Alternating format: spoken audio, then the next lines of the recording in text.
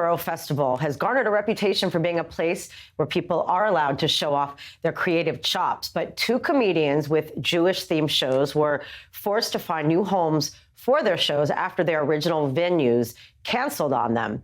Edinburgh-based... Hello, and welcome to Creeger's show, An Ultimate Jewish Woman, as well as Philip Simon's show, Jew-O-Rama, and Shall I Compare Thee in a Funny Way, citing security concerns because of the show's contents. We are now joined by Rachel Creeger and Philip Simon. First of all, thank you both for joining us. And let's start with telling us, how did you find out that your shows were actually canceled at such short notice? So I received a phone call on the 18th of July from the CEO of the Free Fringe, which is the organisation that produces our shows during the Edinburgh Fringe. And it was just asking for more details around the security arrangements that we had set up the previous year to support Jews at the Fringe. So he phoned me to say, are we having the same arrangements as last year? Because the venue was a bit concerned and they wanted to just have a chat about it. And I said that we were. I gave him the details again. I gave him our contact number. I gave him our contact person at the CST's details. And he said he'll phone me back later after the meeting with them. And I called Philip and said to him, I've had this sort of slightly weird phone call, a bit worried. And he said, it's odd that they would be focusing just on your show, Ultimate Jewish Mother, when there's two Jewish shows in the venue. There's Philip's show, which he runs with Aaron Levine, our friend, another comedian who came up with the idea of Jew-O-Rama, that show. And so I messaged back to the CEO and said, is it just my show? And he said, no, it's both Ultimate Jewish Mother and Jew-O-Rama. And he called back later in the day and said that the venue had become very insistent that both shows were cancelled and wouldn't take place there. He said that they'd had a conversation in May about this, but he didn't leave the conversation thinking that it was unresolved or that we had to move out. He thought that the conversation was left with them feeling reassured and we could still have our shows on there. The venue is very insistent that that meeting ended with him being told to move us out, and they were very shocked 2 weeks before the Fringe to see our names still on documents and our posters and things being erected all around the city saying that we were performing at their venue. We went public with the story about it because the shows are known quantities, and therefore it would have been weird not to have made some kind of a public statement about it. And the following Friday, on the 25th of July, I had a message from the CEO of PBH to say that Banshee Labyrinth, which was where I was going to be performing my solo show, Shall I Compare Thee in a Funny Way, they had responded to the fact that we'd gone public by taking a dive into my social media and decided that I wasn't, my values didn't align with theirs politically. They sent a couple of tweets, screenshots of tweets that I'd put out over the years that had called for the release of the hostages. And they highlighted tweets like that were, I would say, any tweets that you would see from any Jewish person, anyone who would put the hostages as part of the conversation, since they seem to be quite forgotten in a lot of the conversation. And therefore my show was also going to be cancelled from that venue. Is there anything about your shows that might have actually been deemed controversial? No. Not at all. No, my show, Jew-O-Rama, we've been doing it at the Fringe in some form with either myself or Aaron Levine since 2017, I think. 2019 was when we started in this venue, so they know the show. It's a Jewish compilation show. We have 3 or 4 acts on. I compare it. I host the show. 3 or 4 acts on. One of them is not Jewish. It's really a hook to get people in, as in come and see some Jewish comedians. And they've got 5 to 7 minutes each to do a bit of material that will hopefully entice people to come and see their show at the Fringe. We make it very clear when we're booking comedians and when we're sending the reminder that it's not a political show. You're not there to platform your own agenda. If you want to do that in your show, absolutely fine. You've got an hour show to do it. Your job here is to make audiences laugh and encourage them to come see the show. So there was no cause for it. And Rachel's is exactly the same. Yeah, my show, Ultimate Jewish Mother, is based on the idea that Jewish mothers can solve your problems and answer any question about anything because we're very wise. And the crowd gets to ask questions, to write them on a little card and put it in a big chicken soup pot. And I answer their questions with jokes and with songs. It's very gentle and very kind of loving and warm show.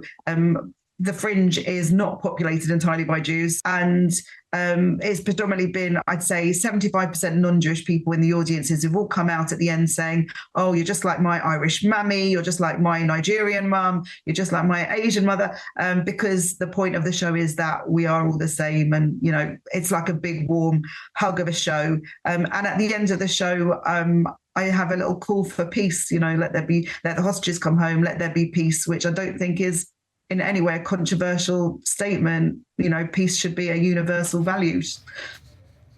So in the end, you did find a venue that was actually willing to host you. So how did that come about? They found you or you found them?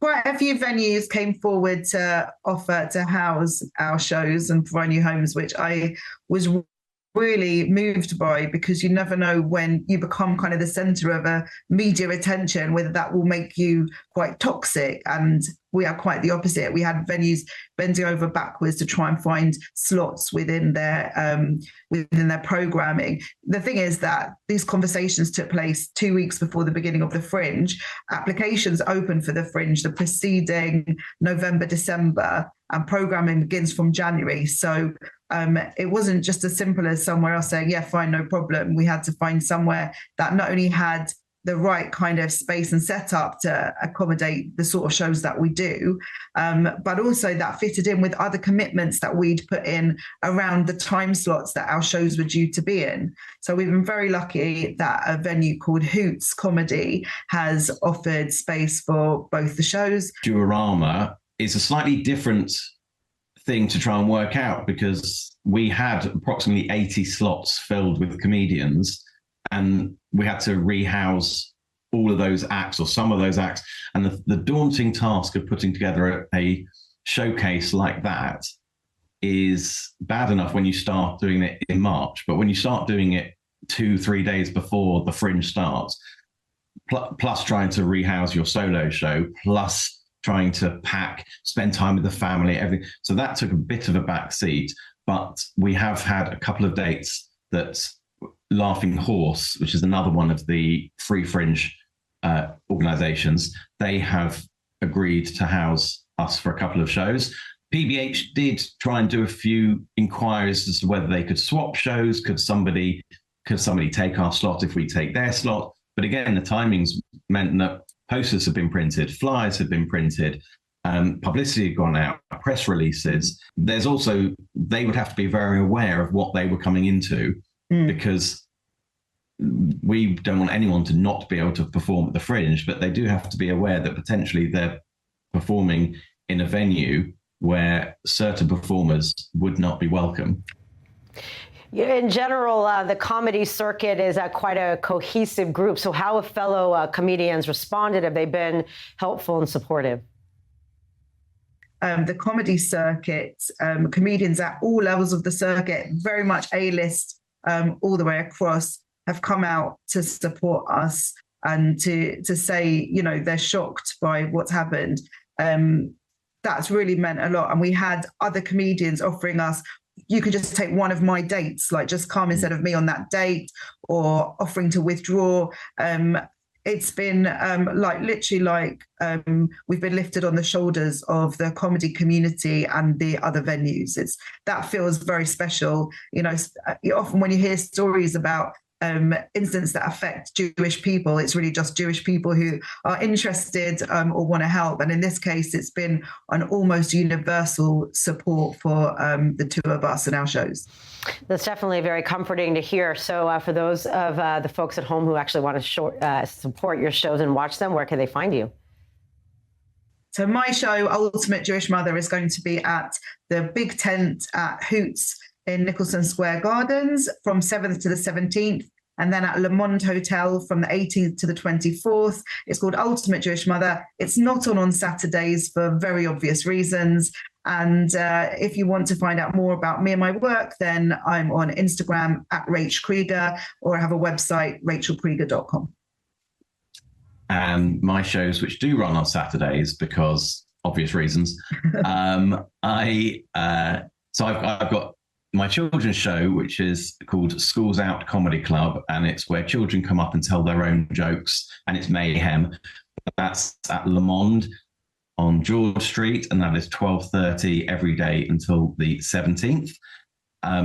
Shall I compare the In a Funny Way? We'll be running also every day until the 17th at Hoots, the big tent in Nicholson Square Garden. And that is at 4:30 every day. You can come and be part of the audience, and hopefully in good faith, you can make a suggestion of something to talk about. There will be some dioramas popping up, so keep an eye on social media for that. I'm at Phillips Comedy on all socials. Amazing. I thank you both so much for your time, and good luck, of course, with your shows in Edinburgh.